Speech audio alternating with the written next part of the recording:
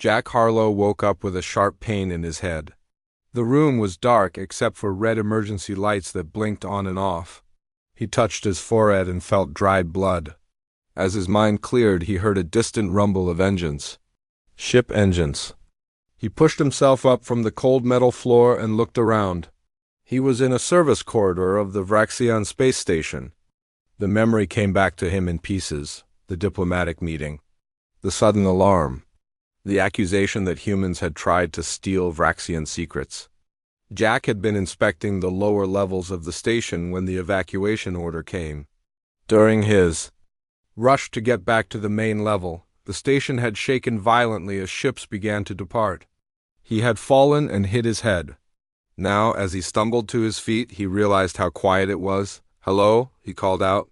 His voice echoed down the empty corridor. "Is anyone still here?" No answer came back. Jack moved as quickly as he could toward the main control room. Every step made his head pound, but fear pushed him forward. When he reached the observation deck, his worst fear became real. Through the large viewing window, he could see the last Vraxian ships moving away from the station, their blue engines growing smaller against the blackness of space. They had left him behind. Jack checked the communication system. Dead. He tried the emergency beacon. Also dead. The station's main screen showed warning messages in the strange geometric writing of the Vraxians. Jack knew only a few words of their language, but he recognized the symbol for danger. According to the flashing displays, the main reactor was failing. The station would lose life support in about 30 days. After that, he would run out of air. "They left me here to die," Jack whispered to himself. He sat down at the control panel and tried to think. Panic wouldn't help him. He needed a plan. Jack had been an engineer before joining the diplomatic service. He knew how machines worked, even if Vraxian technology was more advanced than human tech. First, he needed to understand what was really happening with the reactor.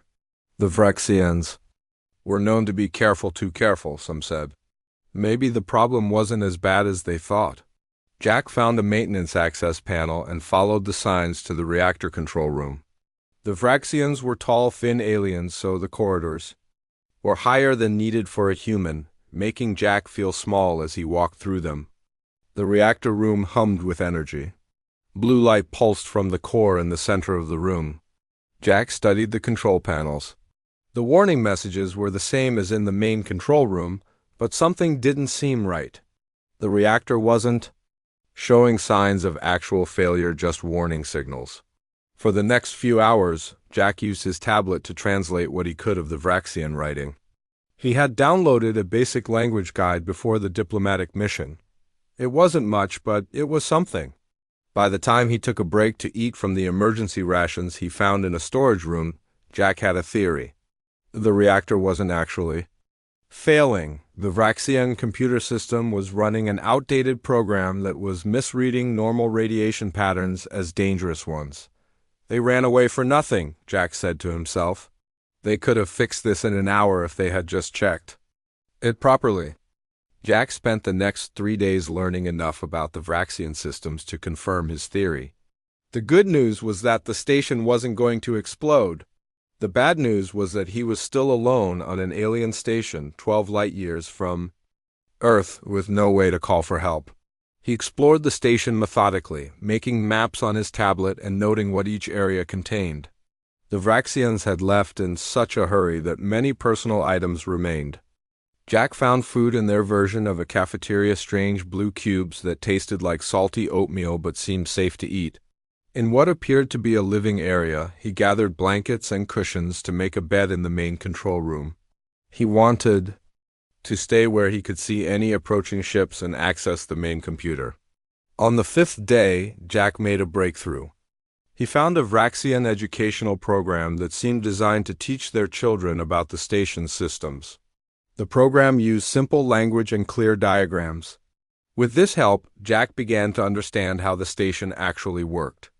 This isn't just a diplomatic station, he realized as he studied the diagrams. This is a research facility. The Vraxians had been developing new technology, something to do with matter conversion. They could transform raw materials into complex structures at the atomic level. It was far beyond what humans could do. As Jack explored deeper into the restricted areas of the station, he found laboratories with equipment he couldn't begin to understand. In one room, a large machine took up the entire center space. It had a platform in the middle and was surrounded by arms with strange devices attached to them. Jack carefully studied the control panel for this machine. According to the educational program, this was a molecular fabricator, the crown jewel of Vraxian research. With it, they could create almost anything from raw materials. If Jack could get it working, he might be able to build a communication device powerful enough to reach Earth. By the end of the second week, Jack had settled into a routine. He would wake up, check the station systems, eat the strange blue food cubes, and then spend hours studying the Vraxian technology. At night, he would look out at the stars and wonder if anyone was looking for him. The Vraxians had believed the station was dying, so no one would come back to check. Earth didn't know exactly where the diplomatic mission had gone. The Vraxians had insisted on secrecy. "I'm on my own," Jack told himself. "But I'm still alive, and this station is full of the most advanced technology humans have ever seen." He looked at the molecular fabricator again. If he could understand it, he could use it. If he could use it, he might be able to save himself.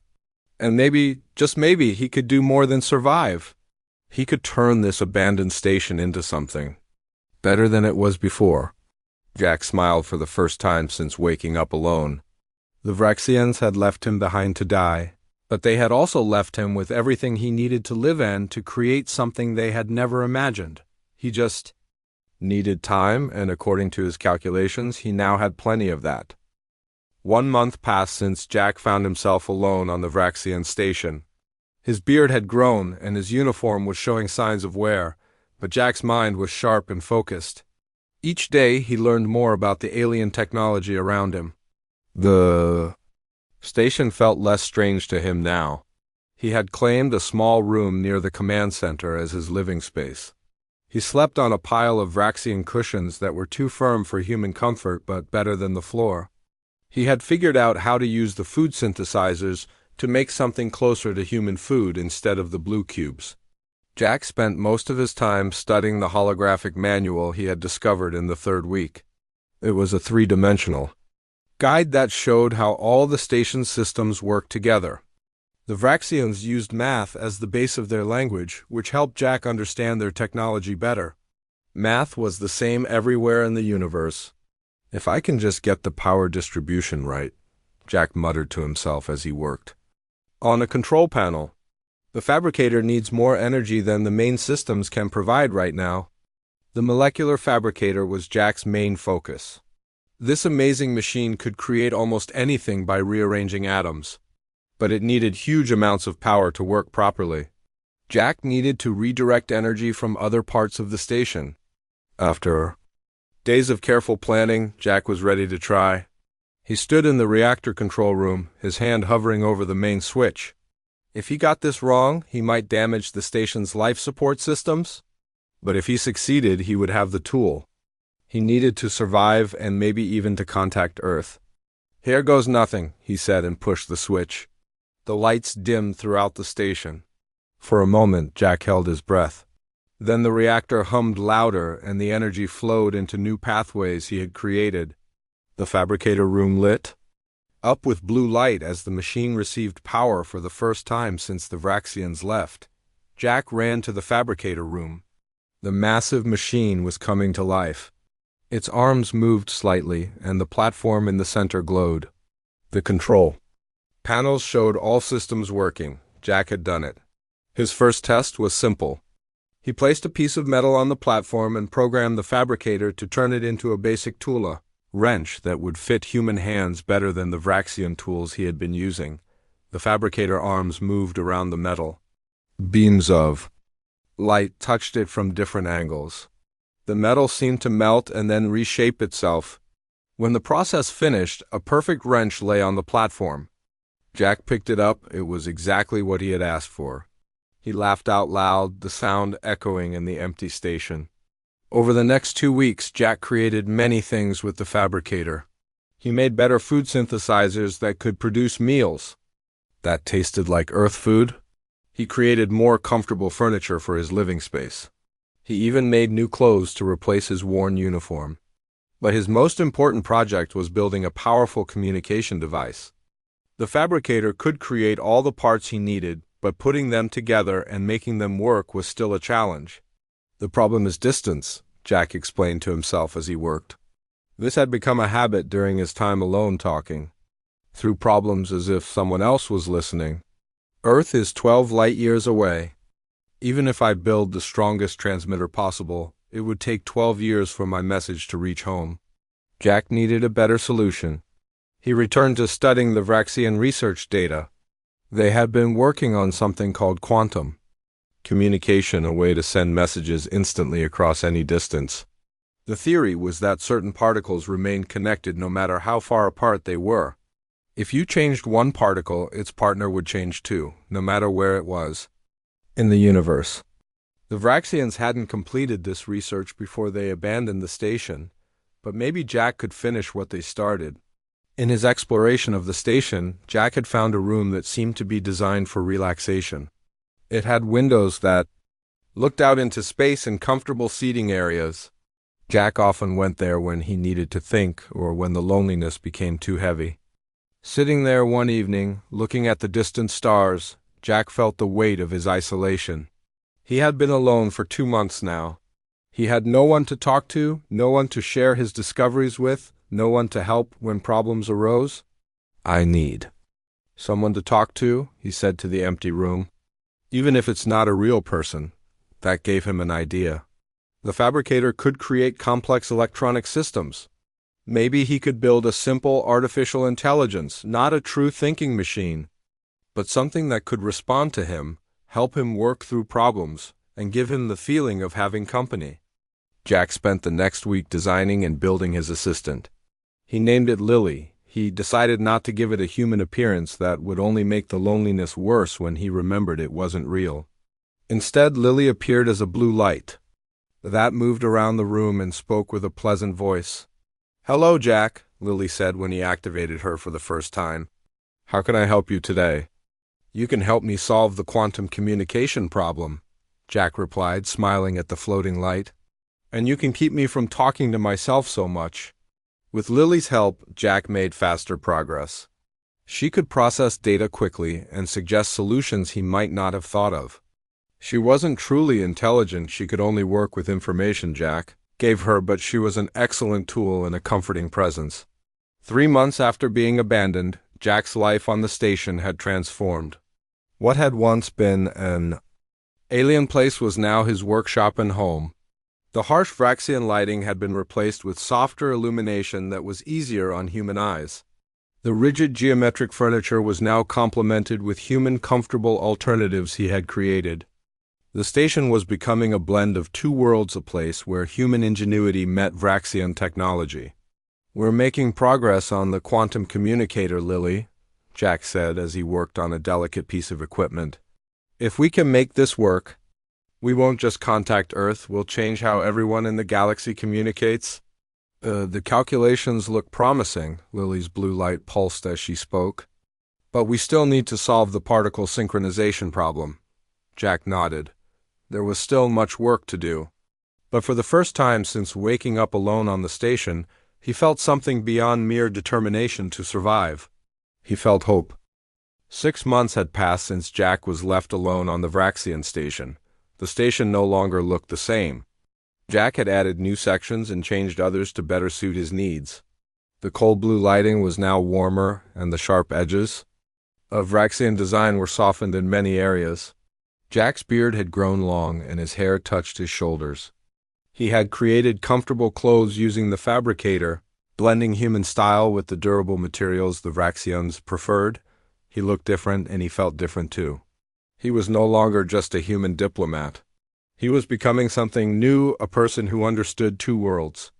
"Lily, run the simulation again," Jack said as he worked on the quantum communicator. This device had become his main project. If he could make it work, he could send messages instantly across the galaxy. The blue light that was Lily floated near him, Running simulation now, Jack. The results are better this time. The quantum link is stable for 3 seconds. 3 seconds isn't long enough to send a message, Jack said. But it's progress. Last week, we couldn't get a stable link at all. Jack had expanded Lily's capabilities over the months. She now had access to all the station systems and could help him with complex calculations. She wasn't truly alive, but she was good company. I have an idea, Lily said. What if we use the station's main power to create a stronger field? The Vraxians never tried that. They were too careful. Jack thought about it. That might work, but it's risky. If something goes wrong, we could damage the station's core systems. The calculations suggest it's worth trying, Lily said. Jack trusted Lily's calculations. She couldn't make intuitive leaps like a human, but she was never wrong about math. Let's do it, he decided. Set up the test for tomorrow. We'll need to reroute power from non-essential systems first. That night, Jack went to his favorite spot on the station, a small room he had created with the fabricator. It had a large window that looked out at the stars. He had placed comfortable chairs there and programmed the lighting to mimic Earth's sunset. He called it his Earth Room. As he sat looking at the stars, Jack thought about home. Did people think he was dead? The diplomatic mission had failed when the Vraxians accused humans of spying. Had there been conflict between the two species? Or had both sides simply gone back to ignoring each other? I miss talking to real people, Jack said softly. I know. I'm not the same, Lily said, her blue light dimming slightly as if in sadness. But I'm glad I can keep you company. Jack smiled. You're good company, Lily. I couldn't have made this much progress without you. The next day, Jack and Lily prepared for their big test. Jack had rerouted power from all non-essential systems to the quantum communication device. All preparations are complete, Lily reported. We can begin whenever you're ready. Jack took a deep breath. Let's do it. Start the sequence. The station hummed as power flowed into the quantum device. The lights dimmed throughout the station. In the testing chamber, a small platform began to glow with intense blue light. Quantum field is forming, Lily said. Stability at 30%, 50%, 70%. We have a stable field. Jack watched the readings with excitement. How long can we maintain it? At current power levels, the field will remain stable indefinitely, Lily answered. That's amazing, Jack exclaimed. Now we need to test if we can actually send a message through it. Jack had prepared a simple test message, a series of mathematical sequences that would be recognized as artificial and intelligent if anyone received them. He entered the sequences into the system. Sending test message now, he said. The quantum field pulsed as the message was transmitted. Jack held his breath, watching the monitors. He didn't really expect an answer. The chances that anyone would detect his message, understand it, and have the technology to reply were incredibly small. But then the impossible happened. The quantum field pulsed again, and new data appeared on the screen. Lily, are you seeing this? Jack asked, his voice shaking. Yes, Jack, we are receiving a response. The message was simple, the next numbers in the mathematical sequence Jack had sent. Someone had received his message, understood it, and replied. Can you tell where it's coming from? Jack asked. Lily analyzed the data. The quantum signature suggests it's coming from a point approximately 50 light-years from here, in the direction of the Cygnus constellation. That's not Earth, Jack said. And it's not a known Vraxian colony either. For the next few hours, Jack exchanged simple mathematical messages with the unknown recipient. Each exchange became more complex as they established a basic form of communication. Finally, Jack took a risk. He sent a message in English encoded into mathematical values. My name is Jack Harlow. I am a human stranded on a Vraxian station. The wait for a response seemed endless. Then new data appeared on the screen. When Lily decoded it, Jack could hardly believe what he was reading. My name is Olivia Nash. I am a human scientist. I was believed dead for 20 years. Where are you? Jack felt like his heart might burst. Another human. Someone who might help him, or at least talk to him. Someone real. Over the next few days, Jack and Olivia exchanged their stories. Olivia had been captured during humanity's first contact with another species called the Tellurians. They had kept her as a scientific curiosity in their research outpost. Over time, she had earned their respect with her scientific contributions and had chosen to stay when offered freedom years later. She was now a respected scientist among the Tellurians, working on quantum physics. "The Tellurians detected your quantum field," Olivia explained in one message. "They've never seen anything like it from a Vraxian station. They asked me to investigate. Can you help me get home?" Jack asked. Olivia's reply was not what he expected. "I could arrange for a Tellurian ship to rescue you. But Jack, what you've accomplished is extraordinary. You've made breakthroughs the Vraxians never did. What if, instead of leaving, we work together to make your station into something even more amazing?" Jack looked around at what he had already built, a place that combined the best of human creativity with Vraxian technology. He thought about returning to Earth, where he would be just another diplomat with an interesting story. Or he could stay and create something truly new, with help from another brilliant human who understood what it was like to live among aliens. "Tell me more," Jack replied. "What do you have in mind?" 1 year had passed since Jack was abandoned on the station. The quantum link with Olivia had changed everything. They shared knowledge daily, combining her experience with Tellurian science and his innovations with Vraxian technology. "The Tellurians have agreed to send some materials you requested." Olivia's message came through the quantum communicator. Over time, they had improved the system so they could now exchange video messages. Jack could see her face on the screen, a woman in her 50s with short gray hair and bright eyes that showed her sharp intelligence. "That's great news," Jack replied. "With those rare elements, I can expand the station's power grid." Working together, Jack and Olivia had created a plan to transform the station into a hub of innovation. Jack would expand and improve the physical station, while Olivia would contribute theories and designs based on Tellurian science. "I've decided to tell Earth that you're alive," Olivia said. "The Tellurians have agreed to send a message to the human diplomatic corps." Jack felt mixed emotions at this news. Part of him wanted his people to know he had survived, but another part worried about what would happen when Earth learned about the advanced technology he now controlled. "Are you sure that's wise?" he asked. Olivia smiled. "They'll find out eventually. Better they hear it from us on our terms." "Don't worry, I didn't share details about your quantum technology or the molecular fabricator." Jack nodded. "You're right. How long until they receive the message?" "About 2 months. Tellurian ships are fast, but not as fast as our quantum messages. 2 months. Jack had time to prepare. He would need to show Earth that his station was beneficial to humanity, not a threat and not a prize to be seized. With Lily's help, Jack began expanding the station. Using the molecular fabricator, he created new modules and attached them to the original structure. Some contained living spaces designed for human comfort. Others housed laboratories with equipment that combined human, Vraxian, and Tellurian designs. "Jack, I've detected an anomaly in Sector 7, Lily said one day as Jack was working on a new power coupling. "What kind of anomaly?" he asked, putting down his tools. "There's an energy signature I can't identify." It appeared suddenly, then vanished. Jack frowned. "Show me the readings." The data appeared on his screen. The energy spike was unlike anything he had seen before, not Vraxian, not human, not even similar to what Olivia had described of Tellurian technology. "Keep monitoring that sector," Jack instructed. "Alert me if it happens again." 3 days later, while Jack was sleeping, the alarm sounded. "Jack, wake up." Lily's voice was urgent. "The anomaly has returned and it's growing stronger." Jack rushed to the command center. The screen showed a swirling pattern of energy in Sector 7, a part of the station he hadn't modified yet.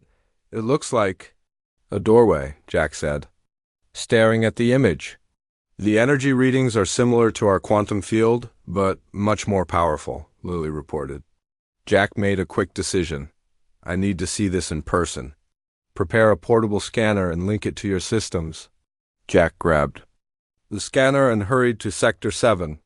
The corridor leading to the anomaly was filled with a pulsing blue light. As he approached, he felt a strange sensation like static electricity running over his skin. The anomaly hung in the air like a tear in reality. Through it, Jack could see stars and patterns he didn't recognize. "Lily, are you getting this?" he asked, pointing the scanner at the phenomenon. "Yes, the data suggests it's a quantum bridge similar to our communication technology, but powerful enough to transport matter, not just information. A bridge to where?"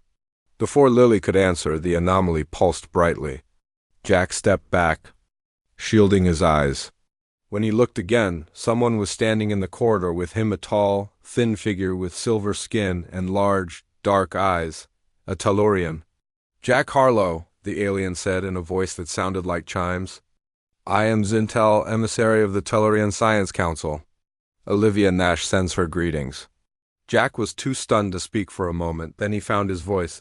How did you get here?" "Your quantum communication experiments created a resonance pattern that our scientists detected. We used it to create this bridge." Zintel gestured to the swirling anomaly. "Olivia said you were resourceful, but none of us expected you to achieve so much alone." "Not entirely alone," Jack said, glancing at the blue light that was Lily floating nearby. "I had help." Zintel studied Lily with interest. "An artificial assistant? Impressive. Olivia will be pleased to see your progress." "Olivia? Is she coming?" "Here," the Tellurian nodded. "She is preparing for the journey now. But first, I must evaluate if it is safe. Your modifications to this station are ... unexpected." Over the next few days, Zintel explored the station with Jack as a guide. The Tellurian was impressed by Jack's innovations, especially how he had combined Vraxian technology with human designs. "You have created something unique," Zintel said as they stood in the Earth room looking at the stars. "The Vraxians built this station for research, but they were limited by their rigid thinking. You have transformed it with your human adaptability." "Will the Vraxians be angry when they learn what I've done?" Jack asked. Zintel made a sound like soft bells, a Tellurian laugh. "They already know. Our diplomatic channels have informed them that their abandoned station is now occupied by a human." They were ... confused. A week later, the quantum bridge activated again. This time, Olivia Nash stepped through. Seeing another human after so long made Jack's eyes fill with tears. "Well done, Jack," Olivia said, embracing him. "You've accomplished more than I dreamed possible." They spent hours talking face-to-face, sharing stories and ideas. Olivia had brought data crystals containing Tellurian scientific knowledge that would help Jack further improve the station. "Earth received our message," she told him. "They're sending a diplomatic ship to meet with you. It should arrive in 3 months. Jack felt a flicker of worry. "What will they want?" "They'll want the technology, of course," Olivia said frankly. "But you control the station, you have leverage. And you have allies now, me and the Tellurians." "And potentially the Vraxians," Zintel added, joining their conversation.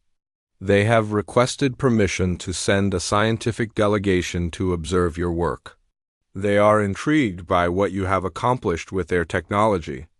Jack looked from Olivia to Zintel in amazement. The station that was meant to be his tomb had become a nexus point between 3 species. "So what happens now?" he asked. Olivia smiled. "Now we prepare for the future. Your station could become a place where humans, Vraxians, and Tellurians work together, sharing knowledge instead of hiding it from each other. A true upgrade from what any one species could create alone," Zintel agreed. Jack thought about the lonely months he had spent on the station, about his struggles and discoveries. What had started as a fight for survival had become something much more important. "Let's make it happen," he said. "Together." 2 years had passed since Jack woke up alone on the Vraxian station. Today, he stood in the main observation deck, watching as ships approached from 3 different directions. The Earth delegation was arriving in a sleek new vessel called the Horizon. The Vraxian ships were smaller but moved with precise grace. The Tellurian craft looked like a silver bubble floating through space. All ships are requesting docking permission, Lily reported, her blue light pulsing calmly beside Jack. Grant permission to all 3 delegations, Jack said. Guide them to the different docking bays we prepared. The station that Jack now called Unity Station bore little resemblance to the abandoned Vraxian facility he had found himself in 2 years ago. It had tripled in size, with new sections extending in all directions. Some parts showed the clean lines of Vraxian design. Others had the warm, practical feel of human architecture. And some areas featured the flowing, organic shapes preferred by Tellurians. Jack had changed too. His hair was shorter now, trimmed by a grooming device he had created. He wore clothes made from a blend of materials from all 3 worlds, comfortable, but also formal enough for this historic meeting. "Are you nervous?" Olivia asked as she joined him on the deck.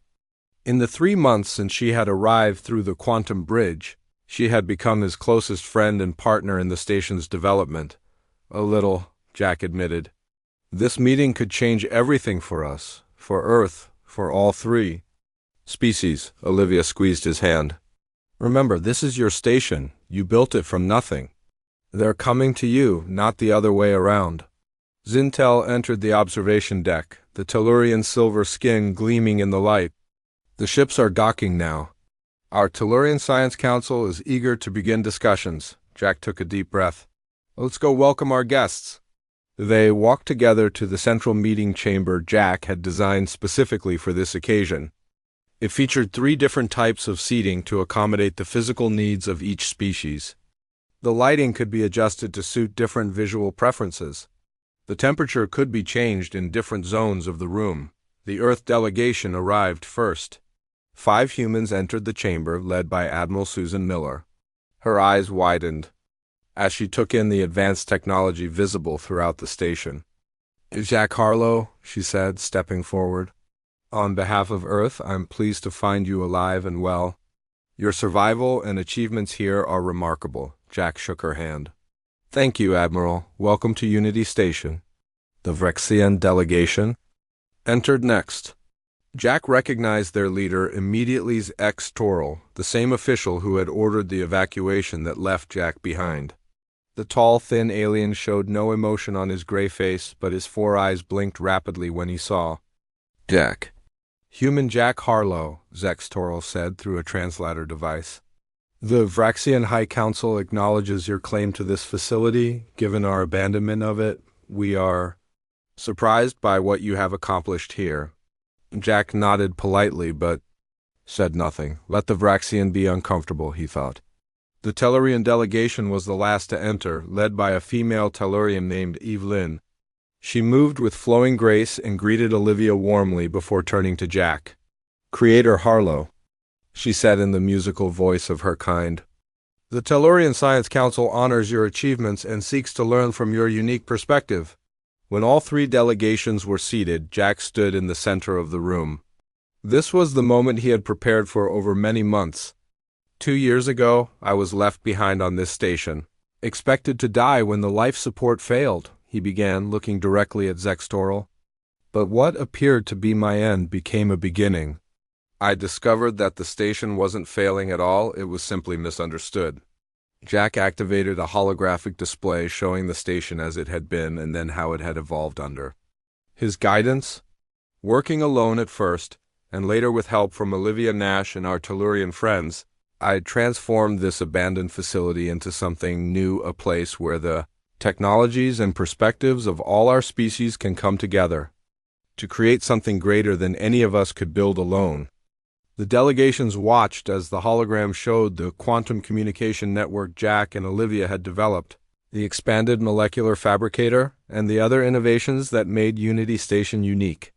"We have created technologies here that none of our worlds possess individually," Jack continued. "The quantum network can connect all our planets instantly, allowing real-time communication across any distance. The enhanced molecular fabricator can solve material shortages that all our species face." Admiral Miller leaned forward. "And you're willing to share these technologies with Earth?" "With all 3 worlds, under the right conditions," Jack said. I propose that Unity Station become an official collaborative research facility, jointly operated by humans, Vrixians, and Tellurians. Each species would send their best scientists to work together here, sharing knowledge freely. Zextorals. Translator device made a harsh sound as he spoke. The Vraxians do not share technology easily. What you suggest is unprecedented. So was leaving one of your diplomatic guests behind to die, Olivia said sharply. Yet here we are, offering you a chance to benefit from what Jack built from your abandoned station. The Vraxian's skin darkened slightly, a sign of embarrassment in their species. Your point is noted, Human Nash. Evelyn, the Tellurian leader, made a gesture of agreement. The Tellurian Science Council supports this proposal. We have already seen the benefits of collaboration through our work with Olivia Nash and now with Jack Harlow. For the next several hours, the three delegations discussed the details of Jack's proposal. There were disagreements and concerns from all sides, but slowly progress was made. By the time the meeting ended, a preliminary agreement had been reached. Unity Station would become the first truly multi-species research facility in known space. Each world would send scientists and resources. Jack would remain as the station's director with Olivia and Zintel as his deputies. As the delegations prepared to return to their ships to report back to their governments, Admiral Miller pulled Jack aside. Earth is proud of what you've accomplished here, she said. You've done more for human advancement than anyone in our history. Jack smiled. I just wanted to survive. Everything else came from necessity and the freedom to try new approaches without anyone telling me it couldn't be done. After the delegations departed, Jack returned to the Earth room with Olivia and Zintel. They sat looking at the stars, contemplating the future they were helping to create. They left you to perish, Zintel observed. Instead, you created something that will help all our worlds thrive. Jack nodded. The greatest upgrade wasn't to the station. It was to how our species see each other. For the first time, we're truly working together instead of hiding from each other. As Unity Station orbited silently through space, the quantum network Jack had created was already spreading across the galaxy, connecting worlds that had been isolated for too long. What had begun as one human's fight for survival had become the start of a new era of cooperation. Sometimes, Jack thought, being abandoned in the void was the best thing that could have happened to him and, perhaps, to the future of all three species.